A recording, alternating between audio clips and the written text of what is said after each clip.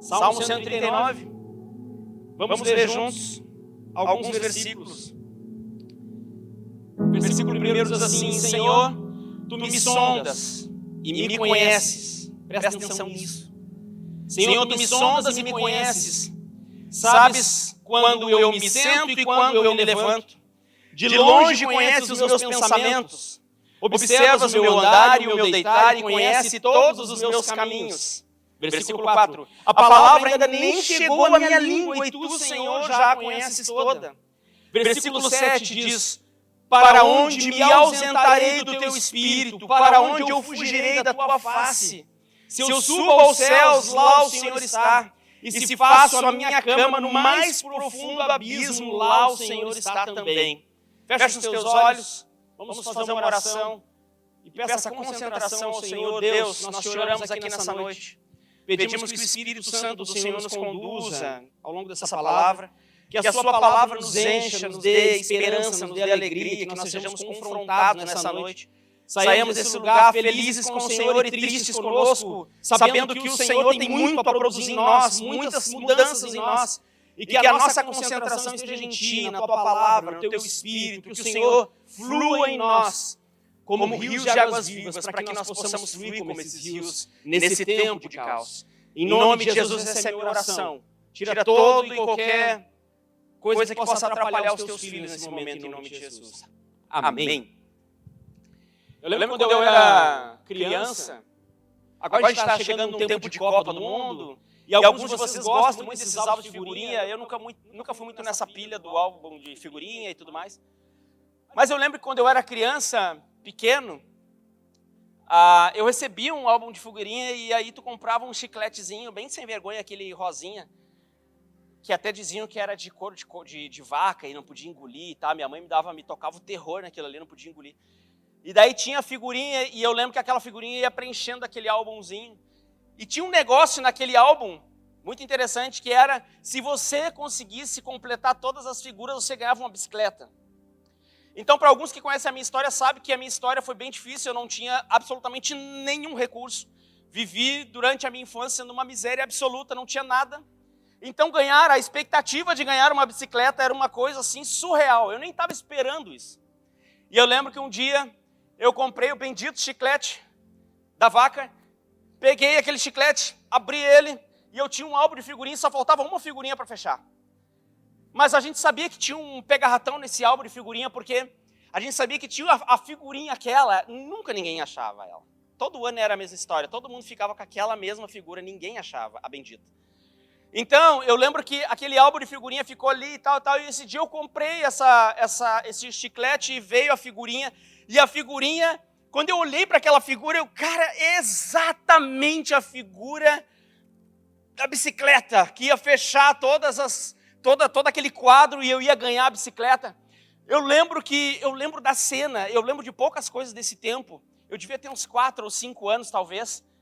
E alguns amigos meus da vila ali, daquele lugar que eu morava, alguns tinham bicicleta, eram umas bicicletinhas bem forrequinhas, mas eu não tinha nada, não tinha nem como.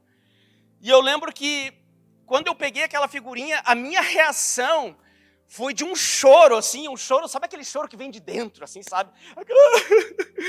Eu estava extremamente emocionado. E eu lembro que eu peguei aquela figurinha e abri aquele álbum e eu tinha na memória aquela cena de que era aquele bonequinho que faltava, e eu abri aquela figurinha, abri aquele álbum, quando chegou era bem no meio, assim, aquele que faltava, assim, quando eu peguei a figura e fui colocar em cima, e eu estava aos prantos, assim, eu mobilizei a casa toda, quase que eu mobilizo a cidade, né, meu? E tipo assim, quando eu fui colocar a figura no meio, assim, daquele álbum, ao olhar para a figura, olhar para o álbum, eu tinha me enganado. Gente, eu fiquei sem alma naquele dia. Sério, não sei se vocês estão rindo, mas foi um negócio, eu fiquei sem alma naquele dia. Eu nunca esqueço a cara de tristeza da minha mãe. E o sentimento que eu tive naquele dia. Foi uma das maiores, tu vê que eu vivi uma miséria muito grande, muitas coisas muito ruins, mas uma das grandes decepções da minha vida foi exatamente esse momento. O momento em que eu imaginei E embora não fosse crente ainda, eu senti o vento no meu rosto daquela bicicleta. Eu senti aquela bicicleta, eu sentia, sabe? Eu entendi o que era a fé naquele dia, porque tu chega a sentir, né? Cara, é real, velho. Eu tô assim, é real, é minha já. Quando eu fui colocar aquilo, você imagina o tamanho da minha decepção. Foi uma das grandes desilusões da minha vida infantil, não ter a bicicleta. E por muitos anos fiquei sem a tal. E eu lembro que eu me lembrei desse momento agora, porque eu fiquei pensando que nós estamos falando sobre caos, sobre coisas que estão acontecendo aí fora. E o sentimento de decepção é um sentimento tão dolorido, é um sentimento tão complicado, tão forte, porque ele se expande para vários lados. Muitos de nós talvez estejamos decepcionados conosco mesmo. Quem nunca imaginou-se num determinado ponto na sua vida profissional e os anos vão passando e você não alcança? Quem nunca imaginou que talvez tivesse resolvido aquela sua questão amorosa na sua vida? Você achou que aos 25 você já teria casado, recebido um convite de casamento na Torre Eiffel, e você está aí ainda amargando, recebendo oração de todo mundo, esperando tal dia e nunca chega, que sequer aparece um único pretendente. O sentimento da decepção, ele é muito grande, e ele dói, ao ponto de eu com 3, 4 anos lembrar dessa cena.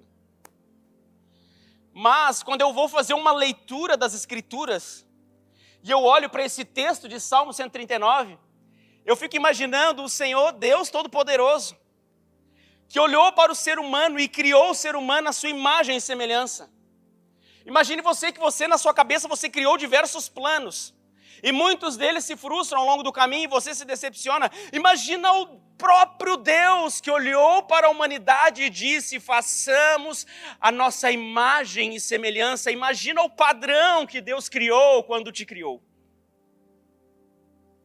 Se tem alguém no universo que deveria se decepcionar com toda a intensidade, com toda a força da dor que é uma decepção, e não é de uma bicicleta, é o Deus Todo-Poderoso que criou o ser humano nos padrões celestiais.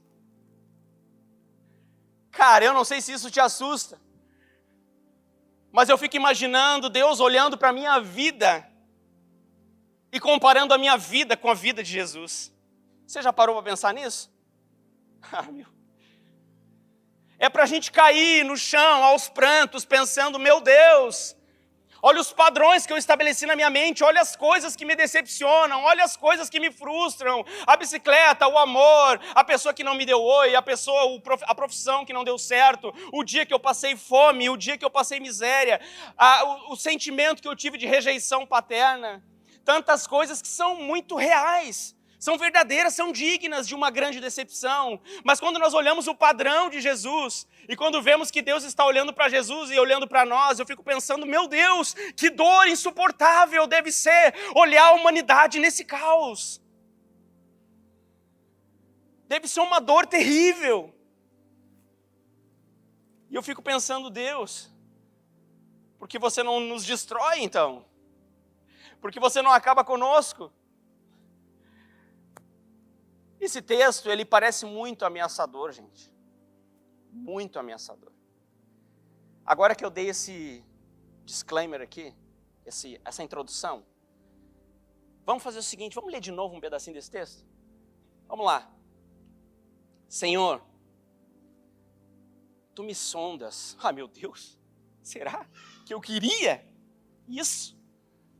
Senhor, tu me sondas e me conheces. Não, eu quero me esconder, Jesus. Porque diante de Jesus, não tem eu fingir que sou algo. Não tem uma rede social que Jesus olha e faz o login e olha, a galera tá boa, tá na praia. Jesus não nos vê pela rede social, Ele sonda e me conheces no meu profundo. No profundo da minha alma Ele conhece. Então, enquanto nós estamos aqui, quantos pecados estão acontecendo nesse exato momento? O pecado talvez já da indiferença. Talvez você está nesse culto, mas talvez você devesse estar na sua casa, porque você deveria estar ajudando alguém. Porque nem sempre estar no culto é estar com Deus. Você já se ligou? Talvez eu estou desamparando alguém e estou vivendo a vida da igreja. Se ligou? Que doido isso? Porque eu estou vivendo pelo serviço e não por amor a Jesus e pela relação com Deus. Oh, meu Deus. Então, o Deus som do meu coração e me conhece. Cara, não sei se eu estou gostando dessa conversa de Salmo 139. Eu deixava aberto em cima da televisão com um copo de água do lado, já vou fechar essa Bíblia, não quero mais nada. Senhor, tu me sondas e me conheces. Sabes quando eu me sento e me levanto, as coisas triviais da minha vida, Ele sabe. Isso é assustador. De longe me conhece os pensamentos. Quando eu olho para a Jéssica, às vezes, agora nós estávamos indo no louvor, né? E tocou uma música assim, que ruja o leão e tal, e ela olhou para mim, porque a gente tem as nossas lutas, as nossas batalhas da vida, os sonhos, os projetos. Quando toca uma canção dessa, a gente se olha assim, é isso, cara, é isso, é Jesus. Vamos. Então eu sei qual é o olhar dela, é isso que ela está pensando. É isso, mano, vamos, ruja o leão diante das dificuldades. Eu sei o que ela está pensando. Mas Deus, a Bíblia diz aqui que Deus de longe, Ele conhece os nossos pensamentos. Então não é só o que você está externando com a sua boca, é o que você está pensando ao longe. Deus só de olhar para você, já pecou. Já pensou besteira. Já fez e já falou. É uma ameaça esse texto. Eu estou me sentindo ameaçado. Sabes quando eu me sento, me levanto, de longe com os meus pensamentos, observa o meu andar e o meu deitar e conheces todos os meus caminhos. Não, Jesus. Não. 1000 vezes não. A palavra ainda nem chegou na minha língua. Nem chegou na minha língua. E tu, Senhor, já conheces toda. Sabe quando você olha para alguém, você bate o pé aqui assim, você vai falar um palavrão, eu falo, já falou. Lá na tua mente já produziu aquela maldição. Lá na sua mente você já amaldiçoou. Para onde me ausentarei? Então assim, vamos fugir? Vamos dar um rolê e vamos fugir, né? Versículo 7. Para onde me ausentarei do teu espírito? Para onde eu fugirei da tua face? É a pergunta. Se eu subo aos céus, lá estás. E se eu faço a minha cama no mais profundo abismo, lá o Senhor está. Os homens, muitas vezes até com motivações vis, fazem coisas que aparentemente são corretas. Mas Deus sonda o nosso coração. Você está fazendo algo para subir, para ser visto. É até legal. Você está doando alguma coisa, você está abençoando alguém, mas o teu coração, no fundo, você quer ser reconhecido, você quer crescer, você quer alguma coisa. Deus sonda todos os nossos pensamentos.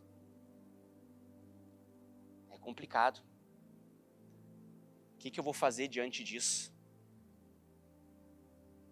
A verdade é que, embora eu me decepcione, eu sou uma máquina de decepção. Uma máquina de gerar decepção. E essa é a grande verdade muitas vezes sobre nós. E a verdade como nós nos enxergamos. Eu fico pensando muitas vezes que se nós pegarmos, eu não sei se você eu tenho umas ideias meio doidas, às vezes eu fico pensando assim, bem que podia ter um poder sobrenatural assim que juntasse toda a sujeira da casa, né? Toda a sujeira da casa, assim, num único lugar, assim. Às vezes o pessoal inventa aquelas coisinhas automáticas, o aspirador automático, e vão inventando, né? Talvez chegue um dia, assim, um laser, assim, que passa na casa toda, ele vai catando todo... Só que não é só poeira, ele vai pegando bactéria, vai pegando doença, vai pegando sujeira, vai pegando tudo, junta tudo ali no mesmo lugar. Passa, quem mora em casa, passa na fossa, pega a fossa inteira e larga ali. Você imagina essa cena, né? Seria uma coisa muito nojenta, né? Ia ter barata, né? Dependendo da casa, ia ter barata, ia ter formiga. Não sei se vocês gostam, mas eu odeio barata. Ia ter tudo ali junto. Quem gosta de barata, né? Que besteira. Então ia ter tudo ali, naquele único lugar. E aí você só joga fora. Você imagina se você pudesse fazer isso. Muitas vezes,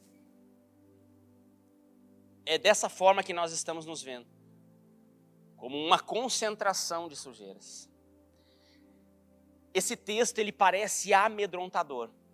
Mas eu não sei se vocês conhecem um cara chamado N.T. Wright. É um dos maiores teólogos vivos hoje. Ele escreve livros incríveis.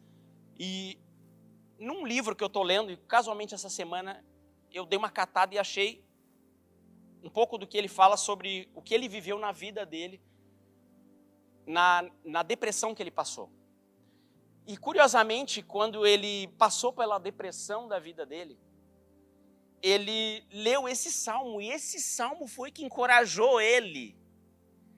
Eu fiquei pensando, caramba, se eu estou na depressão, eu quero o Senhor é meu pastor e nada. Eu não vou ler um negócio que Deus conhece meus pensamentos, mano. Eu vou fugir disso aqui.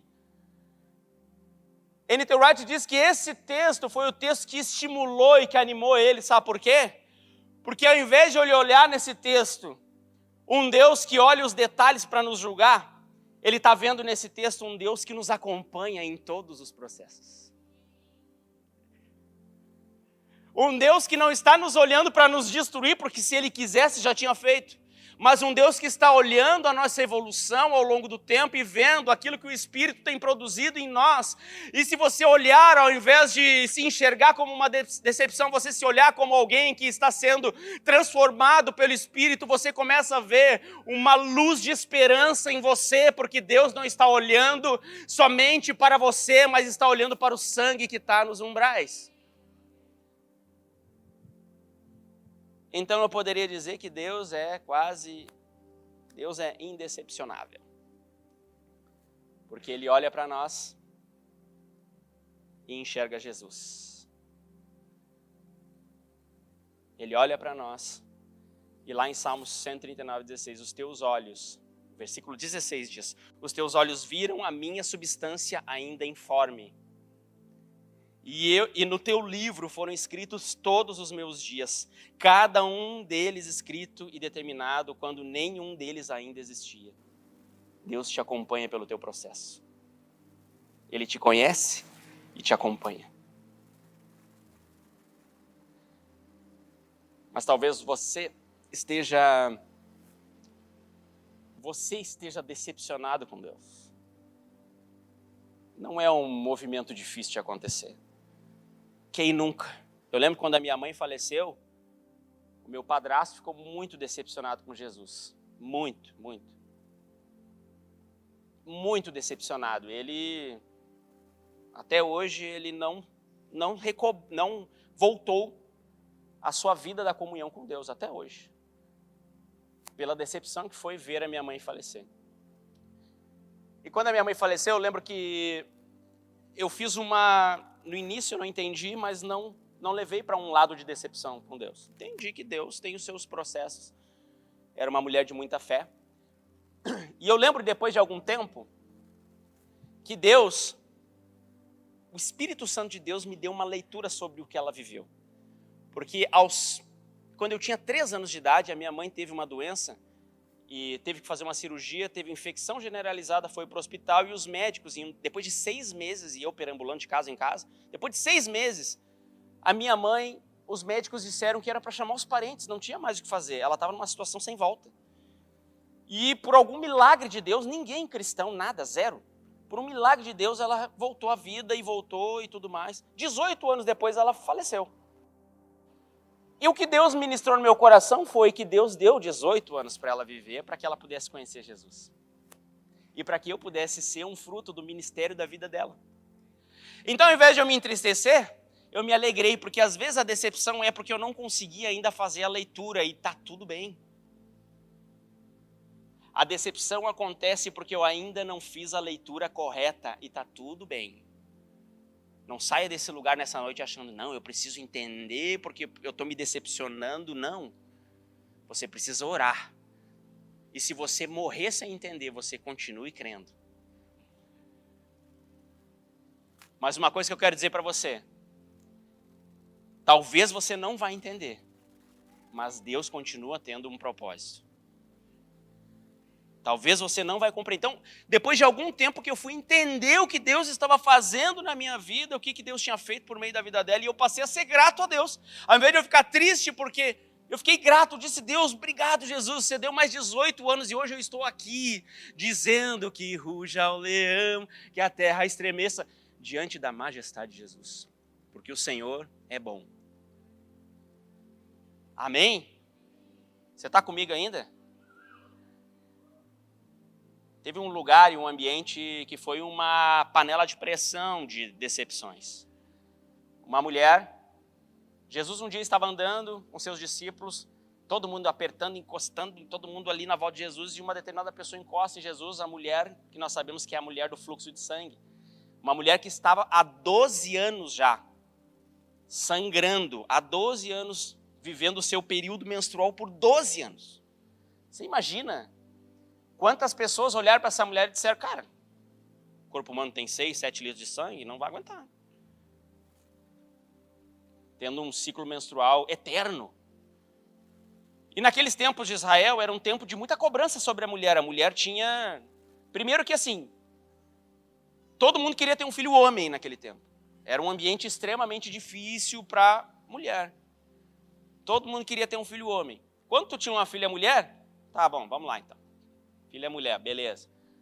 Então que gere filhos. Então você imagina que ela nasceu nesse ambiente, toda mulher já nascia nesse ambiente de, eu sou mulher, portanto, eu já sou uma pseudo-decepção para minha família, então eu preciso gerar filhos. Cara, que terrível isso. Essa menina, quando menstruou pela primeira vez, segue tendo o seu fluxo de sangue por 12 anos. Você imagina os primeiros 5 dias, os primeiros 7 dias, 10 dias, 15 dias, 20 dias. E o pior é que naquele contexto a mulher, nesse período, era considerada maldita, não poderia ninguém encostar. A mulher ficava separada. Alguns dizem que ficava até fora de casa, em um outro ambiente fora.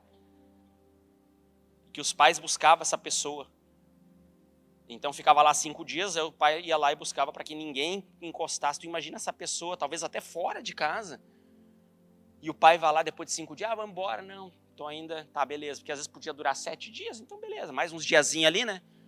Volta depois do 7º dia, acho que tem alguma coisa errada. 10 dias, 1 mês, 2 meses, 3 meses, 1 ano, 2 anos, 3 anos. Os pais decepcionados porque uma filha não poderia gerar filhos, e a filha decepcionada com os pais porque estava ali se sentindo abandonada. 4 anos, 5 anos, 6 anos, 10 anos nessa situação, meu amigo. Você está há 3 dias com um problema e já está chorando que nem um condenado. São 12 anos depois de decepção atrás de decepção. Uma panela de pressão de decepções leva alguém a se mover de forma impensada. Sai de casa e diz, cara, não posso tocar em ninguém, ninguém pode tocar em mim, posso até ser presa, posso até morrer, mas hoje eu vou me enfiar no meio da galera, eu vou vir nesse culto do Iu, vou me enfiar no meio da galera e hoje eu vou encostar em Jesus. Não interessa a decepção que eu esteja, Jesus está aqui? Vocês estão dizendo isso? Então eu vou encostar em Jesus e eu quero viver, sim, um milagre de Deus. Esse é o pensamento que Jesus quer que você venha. Você que está vivendo uma vida decepcionada ou não, Jesus está nesse lugar. Esse é o pensamento. Estão dizendo que Jesus está nesse lugar e eu creio. Então eu vou tocar nesse Jesus. E eu vou sair desse lugar transformado. De mim saiu virtude, disse Jesus. Então, talvez você diga assim, na hora da minha tragédia, nos dias difíceis, Jesus sumiu. Eu estou abandonado, eu estou com raiva de Deus. Quem nunca? Quem nunca pensou, Deus, por que agora você não podia? Bem que podia agora resolver esse problema. Bem que agora eu poderia. Quem nunca? Disse que não tinha ninguém lá em cima. Que talvez Deus estivesse brincando conosco. Talvez até tenha dito: Deus, por que você não para de brincar comigo? O louco da Bíblia é que a gente não consegue estipular padrões para Deus. A Bíblia fala de um homem chamado Elias, que depois que ele enfrentou 400 profetas de um Deus pagão, saiu de peito estufado, achou que tinha vencido. Deus realmente respondeu à oração de Elias, enviou fogo e revelou para todo mundo quem era o verdadeiro Deus.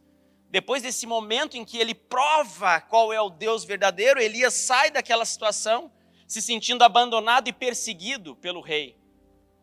E ao se sentir abandonado e perseguido, ele se esconde. Como o salmista: se eu me escondo, se eu vou para o céu ou se eu vou para o abismo, lá o Senhor está. Ele se escondeu numa caverna, e o que ele encontrou na caverna, num primeiro momento, foi um terremoto, mas a Bíblia diz que não estava Deus naquele terremoto. Depois o fogo, e lá não estava Deus. E por último vem um sussurro, uma brisa suave, um sussurro bem de leve. E dali, do meio daquele sussurro, veio Deus.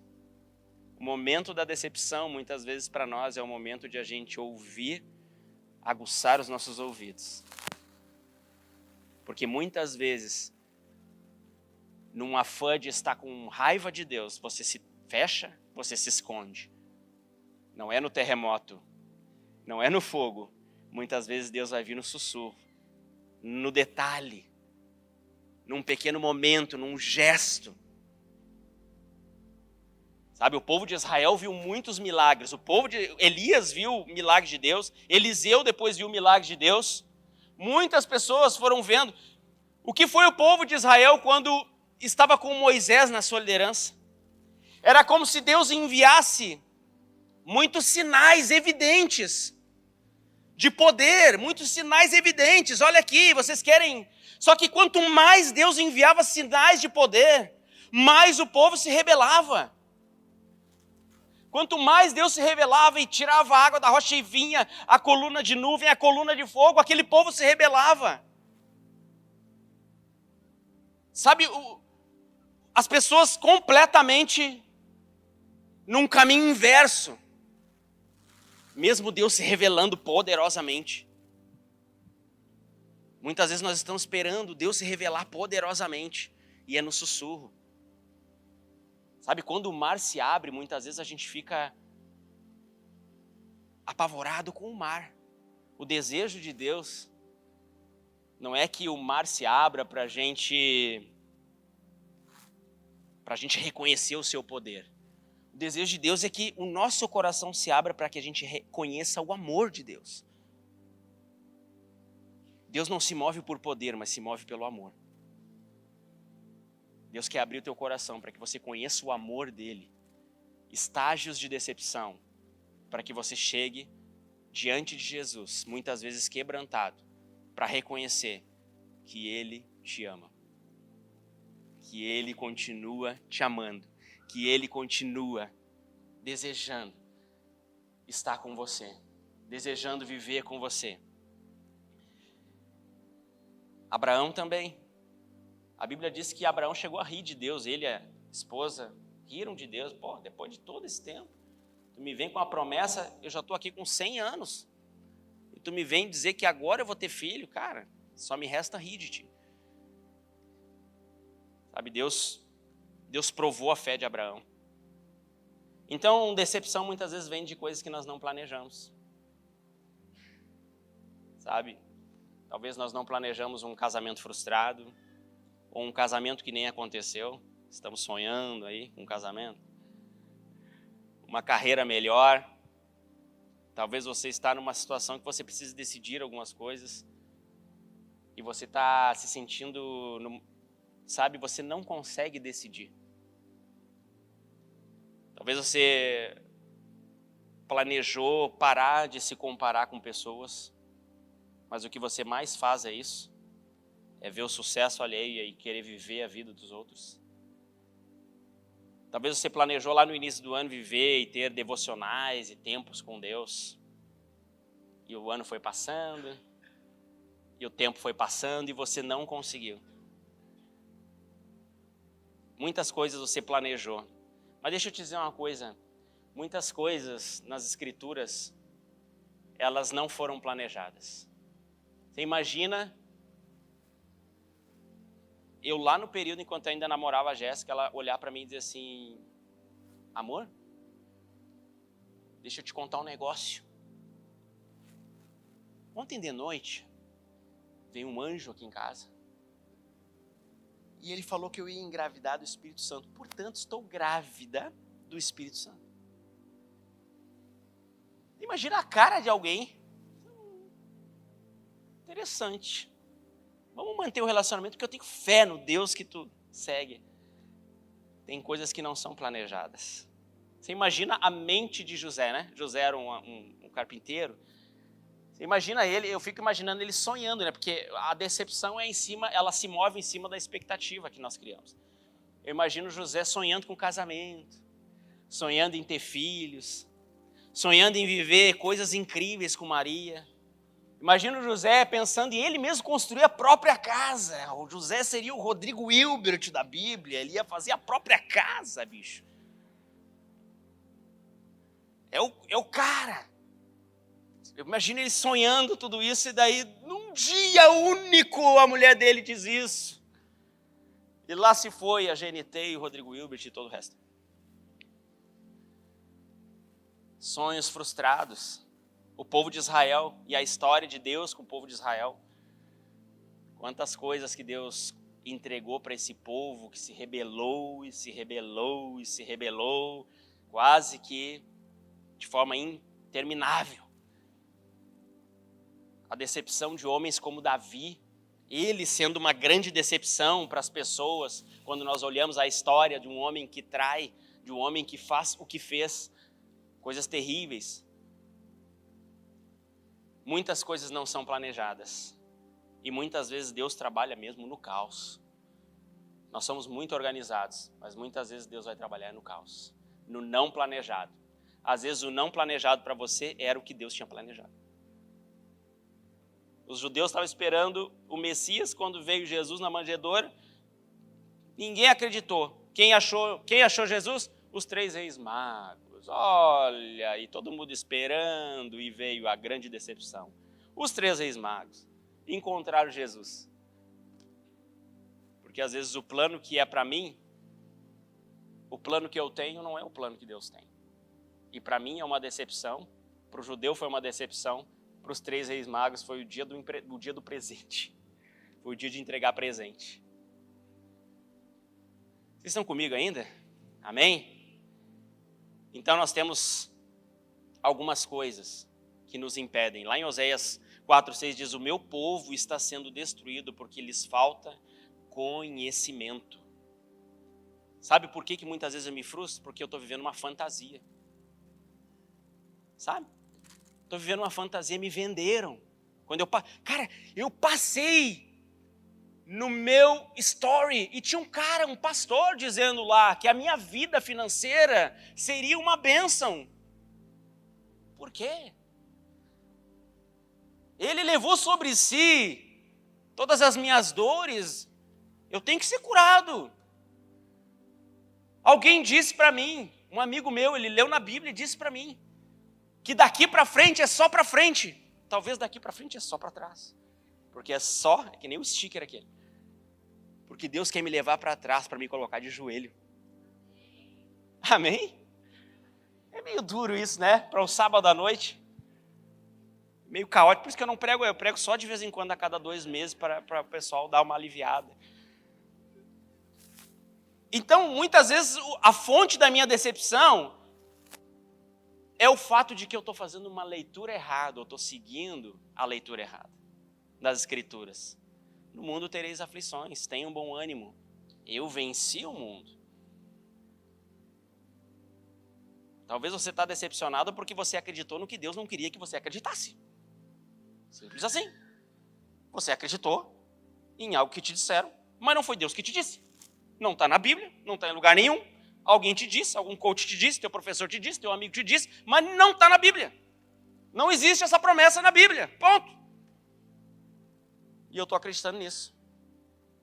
É como a gente vê, né, a pedagogia das crianças. Eu já vi pai que faz assim, né, tem um joguinho de sorte, né, e o pai joga com a criança, e daí quando o pai o pai ganha no jogo, né? Tipo um Uno da vida, um outro jogo. Quando o pai ganha, ele faz um jeito ali para parecer que ele perdeu. Para a criança sempre ganhar. Quem nunca viu isso, né? Os pais às vezes fazem isso, né? Para não se incomodar também, que o filho fica enchendo o saco. Então eles fazem isso. Só que, o que isso vai criar na cabeça da criança? Que ela sempre vence. Só que tem gente que saiu da vida da criança e continua na vida adulta achando isso. Que sempre vence. Que acha que o mundo vai fingir que ele venceu. E por isso a minha decepção. Porque eu acho que eu sempre vou vencer. E eu preciso entender que os dias bons e os dias maus vêm para todos. Os dias difíceis, eles vêm para todos. Então, onde eu estou firmando o meu coração? Onde eu estou firmando a minha mão? Lá em Salmo 139, 5 diz assim, versículo 5 fala assim: Tu me cercas por todos os lados e pões as tuas mãos em mim. A gente sabe do zelo que havia dentro do Santo dos Santos, no templo. Lugar santíssimo. Aí você fica pensando, cara, Deus conhece meu coração, sabe tudo que eu penso. Deus vai colocar a mão sobre mim. Eu vou morrer. O Deus Santo, Todo-Poderoso, Santíssimo vai colocar sua mão sobre mim. Mas o mais interessante nesse texto é que fala, ali no versículo 8, ele fala, se eu vou aos céus, lá tu tá, se eu vou ao abismo, lá você está. Se eu estou vivendo dias incríveis, se eu estou vivendo nas nuvens, e é tão bom quando a gente vive momentos especiais com Deus, momentos em que as coisas estão se ajustando, se eu estou vivendo esses momentos, lá Deus está. Esse texto não é uma ameaça, ele está dizendo, ei, se você está no céu, lá eu estou, mas se você está no abismo, essa palavra abismo aqui, ela também significa sepultura. Se você está quase na beira da morte, você está vivendo uma vida triste mesmo, angustiado e decepcionado, lá eu também estou. A mão que Deus está dizendo ali não é uma mão que pesa sobre você, mas é uma mão que conduz você, é você enxergar que a mão de Deus está sobre a sua vida, te abençoando e te cobrindo. Então, Deus, que mão é essa? É a mão que me cobre? É a mão que me abençoa? Amós 9:2 diz assim, ainda que desçam aos mais profundos abismos, a minha mão, diz o Senhor, tirará você de lá. Se subirem ao céu, de lá os farei descer. Amós 9:2. Então, esse texto todo, esse contexto todo, ele é uma grande panela de pressão, de decepções, muitas vezes minha com Deus e de Deus comigo. Mas eu quero dizer algo para você nessa noite. Muitas vezes nós não controlamos esse sentimento. Não é um sentimento fácil. Muitas vezes nós estamos vivendo debaixo desse sentimento porque muitas coisas realmente aconteceram na nossa vida. Mas o meu convite para você nessa noite é que você lance sobre a cruz de Jesus todas as tuas decepções. Lance sobre a cruz de Jesus a capacidade que você tem de olhar para Deus e achar que o próprio Deus se decepcionou com você. E por que eu digo isso? Porque lá em Mateus 27:46 diz o seguinte, presta atenção nesse texto. Mateus 27:46 diz assim, por volta, vocês vão reconhecer esse momento. Que momento foi esse? Por volta de 3 horas da tarde, Jesus clamou em alta voz, dizendo, Eli, Eli, lama sabachthani. Isso quer dizer, Deus meu, por que me desamparaste? Vocês sabem que momento foi esse? Foi o momento final de Jesus. Antes de ele entregar o seu espírito, ele declara essas palavras. Deus meu, por que me desamparaste? A história daquela mulher do fluxo de sangue é história pequena perto dessa. Porque quando nós olhamos essa realidade, nós não estamos vendo uma mulher que ficou 12 anos apenas, sofrendo de uma grande decepção. Quando nós olhamos para a história da cruz, nós estamos vendo não mais o pecado. Lembra daquela historinha que eu contei de a gente juntar toda a sujeira em um determinado lugar? Nós estamos agora não vendo mais o pecado daquele momento e daquelas pessoas. Nós estamos vendo agora todos os pecados da humanidade sendo colocados em um único lugar. Nós estamos vendo, é como se fosse um laser que passasse por toda a humanidade, mas o mais louco disso é que nós não estamos falando só do mundo daquele tempo, mas nós estamos falando também daqueles que passaram e daqueles que viriam para frente. Então, todos os pecados da humanidade concentrados em um determinado lugar.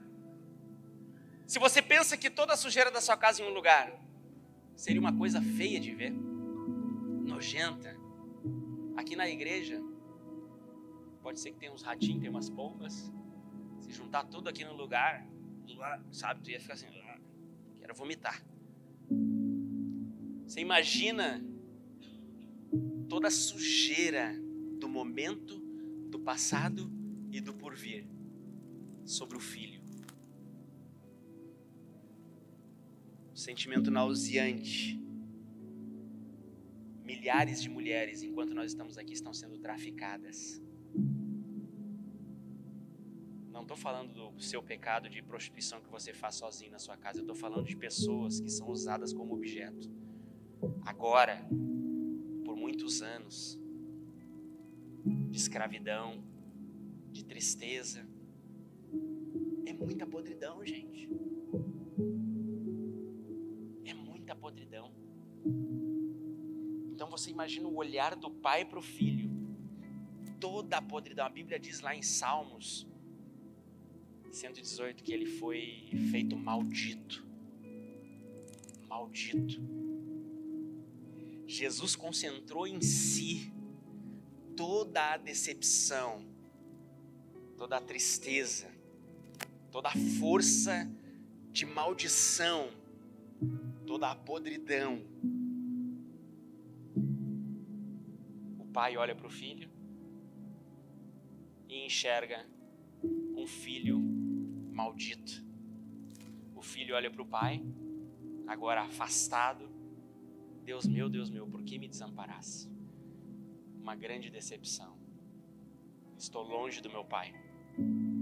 Sabe por que tudo isso? Para que você pudesse lançar a sua decepção sobre a cruz. Você está querendo cumprir promessa que Jesus já cumpriu. A Bíblia em vários momentos fala. E ele fez isso para que se cumprissem as Escrituras. Em vários momentos das Escrituras. Jesus, ao fazer alguma coisa, diz, e ele fez isso para que se cumprissem as Escrituras. Ele já cumpriu as Escrituras. Ele já cumpriu o que precisava ser cumprido. Você está querendo ser alguma coisa que Jesus já disse que você já é. Você está querendo fazer coisas para ser filho e fazer coisas para merecer. E Jesus diz, ei, você já é filho, você não vai merecer, não tem o que você faça. Mas ainda assim, eu me fiz maldito. A decepção toda já foi concentrada num momento, na cruz. Você não precisa mais agora tentar superar alguma coisa, apresentar alguma coisa, não. Você já é filho amado de Deus. Você criou expectativas que não se cumpriram. Porque as suas expectativas muitas vezes não estão naquilo que Deus já fez. Mas ao olhar para a cruz, você vê que Ele cumpriu, Ele levou, Ele executou. E quando terminou, falou, está consumado.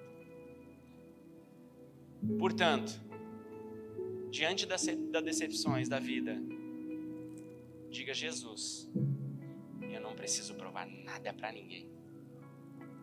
Isso é libertador. Eu não preciso provar nada para ninguém, porque o Senhor Jesus já cumpriu. Eu sou o que dizes que eu sou. Eu sou o que as Escrituras dizem que eu sou. Como que eu me guardo da decepção? estou crendo é sustentado pela palavra? Eu não estou sendo levado por qualquer vento de doutrina. 1 João 4,1: amados, não deem crédito a qualquer espírito, mas provem os espíritos. Provem os espíritos. Segundo, o que eu creio é baseado nos sentimentos ou na verdade de Deus? 1 João 4,6: nós somos de Deus. Quem conhece a Deus nos ouve. Quem não é de Deus não nos ouve. Nisto reconhecemos o espírito da verdade e o espírito do erro. Terceiro, eu tenho convicção de que é o espírito que guia a minha vida. João 16,13: porém, quando vier o espírito da verdade, ele os guiará em toda a verdade. Coloque o teu coração nas mãos do Espírito de Deus. Deixe ser guiados pelo Espírito de Deus. Portanto, busque o reino de Deus e a sua justiça. Busque em primeiro lugar as coisas de Deus, cara. Você está decepcionado porque criou expectativas em coisas desse mundo e Deus está dizendo para você: busque as coisas de Deus em primeiro lugar. Tome tempo para conhecer Deus. Provérbios 1,7 diz: o temor do Senhor é o princípio do saber, mas os insensatos, eles desprezam a sabedoria e o ensino. Aprenda de Jesus, se lance aos pés de Jesus, tenha paixão por Jesus. Se você não tem paixão por Jesus, ore ao Espírito e diga: Espírito Santo, me dê paixão, me dê vontade de estar contigo, vontade de ler a tua palavra, vontade de te conhecer, vontade de viver uma vida transformada. Eu não quero mais viver em migalhas, eu quero sentar à mesa do Senhor e desfrutar da tua presença. Chega de uma vida pequena, rasa diante de Deus, mas vamos buscar a obra que só o Espírito pode nos dar. É o Espírito que pode mudar tudo, cara. Faz pouco tempo que eu entendi uma coisa. Parece que tem verdades teológicas. Por isso que a gente não transfere teologia, a gente transfere paixão e aquilo que a gente vive, o DNA. Teve coisas na minha vida que eu aprendi na teologia, mas que Deus me ensinou na vida depois. E teve uma coisa assim que Deus tocou muito forte no meu coração: é obra do Espírito. Cara, tu pode pegar assim, cara, e provar por uma A mais B para alguém que ela precisa viver alguma coisa em Jesus e ela vai achar maravilhoso. Mas se o Espírito não pegar essa pessoa, mano, não muda. Se o Espírito Santo não gerar algo, então ore a Deus e diga: Espírito Santo, eu estou aqui nessa noite disponível para ser ensinado, para ser transformado pelo Senhor. Ame e honre a Deus e a verdade de Deus. Marcos 12:30 diz: ame ao Senhor seu Deus de todo o teu coração, de toda a tua alma e de todo o teu entendimento. Cara, olha isso, meu. Está na Bíblia. Não é nenhum mantra, não é nenhuma frase de padaria, não, isso aqui está na Bíblia. Ame ao Senhor teu Deus de todo o teu coração, de toda a sua alma, de todo o seu entendimento e com toda a sua força. Que isso entre no nosso coração, meu amigo, para que nós possamos viver uma vida transformada realmente, não um evangelho soft, que nós fazemos só o que nos convém, mas que nós vivemos uma vida radical, como Jesus nos chamou para viver. Uma vida que transforma vidas. Deus está nos chamando para esse tempo. Se tem um caos lá fora, existem jardins celestiais, pessoas que não foram expulsas do Éden, mas que têm um Deus dentro de si para viver aquilo que o Senhor chamou para viver. Que Deus toque o nosso coração para esse tempo. Talvez estamos esperando muito nos outros. Esperando na mulher, no chefe, no amigo. Ninguém pode suprir as nossas necessidades. Por isso que a gente fala em casamento aqui. Você vai sempre ouvir a mesma história. Ai, Marco, queria um conselho de casamento. Eu vou te dizer a mesma coisa. Mano, não casa para ser feliz. Se você não é feliz sem uma pessoa, se você acha que só vai ser feliz com alguém, você vai viver uma vida frustrada. O casamento não torna ninguém feliz. O que te torna feliz é Jesus. Casamento é a união de duas pessoas que são plenas em Jesus. São felizes, alegres, completas em Jesus. Unindo grandes propósitos, seguindo, potencializando um chamado do outro. Então não espere nos outros. No namoro, quando eu namoro, quando eu casar, quando? Não, meu amigo, é hoje. É hoje que você é pleno em Jesus. É hoje que você pega a sua decepção e lança aos pés da cruz e diz: Jesus, você já foi o maldito, eu não sou. Amém? Eu não sou. Não terceirize. Não terceirize, cara. Mas assuma diante de Deus que você precisa, sabe, a primeira coisa que nós fazemos é terceirizar. Começa o ano fazendo dieta, não deu certo. É que a minha genética, ela é um negócio, tem um problema na tireoide. O cara inventa um monte de negócio para dizer que não deu certo. Mano, assume que não deu certo e diz, Jesus já foi o maldito, eu vou viver uma vida plena, eu vou tentar de novo. Amanhã eu começo, ou segunda-feira eu começo de novo. Lá em Tiago 4:1 diz assim, nós pedimos errado. Vocês não recebem porque vocês não pedem. Quando pedem, pedem errado. Sabe, tem gente que está decepcionada porque não pediu ainda. É muito legal, eu fiquei olhando as escrituras, lendo esse texto, fiquei pensando, cara, o texto diz assim, 4:1 diz assim, de onde procedem as guerras e as brigas que há entre vocês? De onde, senão dos prazeres que estão em conflito dentro de vocês? Vocês cobiçam e nada têm, matam, sentem inveja, mas nada vocês conseguem ter, vocês vivem de lutas e guerras. Vocês não têm, sabe por quê? Sabe por quê? Porque vocês não pedem, e quando pedem, pedem mal. Sabe, um dia eu estava mal, doendo o maxilar, 2 semanas, um dia eu acordei de madrugada e disse, cara, eu vou orar. Vou fazer um negócio novo na minha vida, vamos orar. Não foi agora há pouco, tá ajeitado. Pode acontecer também, né? Lá no início da minha fé. Eu disse, vou orar, fazer um negócio diferente. Orei, o negócio sumiu do nada. Eu, cara, fiquei 2 semanas sofrendo à toa, Jesus. Você está sofrendo à toa, está decepcionado à toa e ainda não orou. Vamos orar nessa noite e dizer, Jesus, eu lanço diante do Senhor as minhas decepções. Se o Senhor responder, amém. Se não responder, amém. Mas está na cruz, está nos pés da cruz. Amém? Aleluia. Vamos ficar de pé? Aproveitar esse embalo e já vamos ficar de pé junto? Vamos orar? Vamos colocar diante do Senhor as nossas decepções. Lembre-se de Jesus, a decepção das decepções. Ele já foi a decepção para que você não precisasse ser mais.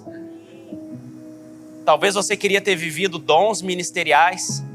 Mesmo na igreja, você olha para você, para a sua vida de fé e você diz, cara, o que eu sou hoje, eu deveria ser outra coisa. Deus pode remir o tempo. Ontem a gente falava do Dani, nosso querido Dani, o barbeiro, Dani Barbeiro, 2 anos de fé. Deus remiu o tempo, mano. O cara em 2 anos de fé, já hoje dá ministra aqui, palestra para homens, já dá curso para homens aqui. Glória a Deus pela vida do Dani. Deus pode fazer coisas em pouco tempo na tua vida, cara. Algumas coisas podem acontecer de repente. Só que muitas vezes nós não estamos pedindo. Você está só se lamuriando. Está dentro da caverna, achando que Deus vai vir no terremoto e Deus está só esperando o momento que você vai ouvir o sussurro do céu. Que o Espírito Santo ministre o nosso coração nessa noite. Que você pare, uma vez mais, pare de se enxergar como você se enxerga. Comece a olhar para Jesus. Comece a declarar as palavras de Salmo, que nós possamos declarar os últimos versículos desse texto. Versículo 23, 24 lá diz, sonda-me, ó Deus, e conhece o meu coração. Prova-me e conhece os meus pensamentos. Vê se há em mim, Senhor, algum pensamento mau. Vê se há em mim, Senhor, algum caminho mau. E guia-me pelo caminho do eterno. Guia-me, Jesus. Fale para o Senhor, guia-me, Jesus. Eu não quero viver uma vida de decepção. Eu não quero viver uma vida decepcionado com o Senhor, ou que os que decepcionem ao Senhor, mas eu quero viver uma vida que agrade ao Senhor. Guia-me pelo teu caminho. Leva-me no teu abraço. Leva-me para o teu lado. Eu quero andar segundo a tua palavra. Eu não quero ficar gerando expectativas em coisas humanas, mas eu quero viver segundo o desejo do teu coração. Sabe, antes da cruz, Jesus olhou para os discípulos em um determinado dia e disse, ei, por nem 1 hora, Jesus foi orar de noite, os discípulos ficaram dormindo, 1 horinha, Jesus voltou, eles estavam dormindo. Jesus olhou para os discípulos, ei, cara, por nem 1 hora você conseguiu orar comigo, ficaram aí dormindo. Jesus ficou até meio chateado, decepcionado com os discípulos. Antes da cruz, você fica pensando, esse é o balizador de Jesus? Quantas vezes a gente não consegue nem orar? Quantas vezes a gente não consegue nem se dedicar a um devocional? Se esse é o balizador de Jesus, eu estou muito lascado, meu. Só que o louco disso é que Jesus, a cruz veio, o Espírito veio. Ele nos dá graça, nos dá vontade, nos dá desejo de estar aqui nessa noite, nos dá vontade de orar, nos desperta. Ai, mas Marco, eu não sinto isso. Ah, você vai sentir nessa noite. O Espírito Santo vai te incomodar. Mateus 25:34, Jesus está falando o que vai acontecer no futuro. Os discípulos que estavam dormindo agora, o que ele diz? Então dirá o rei ao que estiverem à sua direita, lá no fim dos tempos, lá no fim de todas as coisas: vinde a mim, benditos de meu Pai, possuam a herança, o reino que vos está preparado desde a fundação do mundo. Esses homens e mulheres que estão aqui hoje, que se sentem a decepção da decepção, são aqueles que vão governar com Jesus. Ah, o caos do mundo não me pega, meu. O caos do mundo não vai te pegar. Esquece que te disseram. Olha para as Escrituras. Jesus está te apontando um caminho. Um caminho de arrependimento. Um caminho de novas palavras. Não viva antes da cruz. Viva depois da cruz. Você tem para onde olhar. Você tem um Cristo. Não viva mais antes da cruz, jogando sobre as suas próprias costas a dor e o sofrimento. Mas viva depois da cruz. Viva depois da cruz. A minha vida espiritual é uma decepção. Jesus é a resposta. A minha vida emocional é uma decepção. Jesus é a resposta. O meu cuidado com o meu corpo, a minha vida profissional é uma decepção. Jesus é a resposta. Meu coração é enganoso e eu penso coisas ruins o tempo todo. Jesus é a resposta. A minha vida profissional, a minha vida relacional, os meus amigos, com quem eu ando é uma decepção. Jesus ainda é a resposta. Deus está decepcionado comigo? Não, Jesus é a resposta.